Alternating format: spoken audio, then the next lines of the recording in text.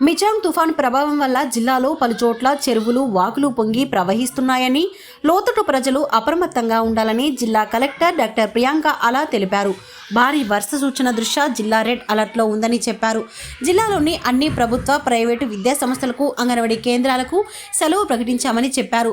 పొంగి పొర్లుతున్న వాగులు అలుగులు దాటే అవకాశం లేకుండా బారికేడింగ్గా ట్రాక్టర్లు అడ్డుపెట్టాలని చెప్పారు. మండల స్థాయి యంత్రాంగం పటిష్ట రక్షణ చర్యలు చేపట్టాలని చెప్పారు.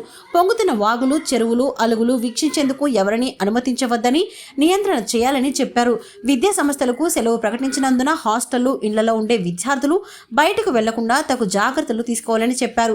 సరదాల కొరకు పొంగుతున్న వాగులు అలుగులు దాటే ప్రయత్నం చేస్తుంటారని దానివల్ల ప్రమాదం పొంచి ఉన్నట్లు చెప్పారు. సహాయానికి జిల్లా కలెక్టర్ కార్యాలయంలో 08774241950, కొత్తగూడెం ఆర్డీఓ కార్యాలయంలో 9392919750, భద్రాచలం 08743232444 కంట్రోల్ రూమ్లకు ఫోన్ చేయాలని చెప్పారు. పశువులను బయటకు మేతకు వదలకుండా ఇంటి పట్టునే ఉంచాలని చెప్పారు. పనులకు వెళ్లే కూలీలు వర్షాలు తగ్గే వరకు ఇంటి పట్టునే ఉండాలని చెప్పారు.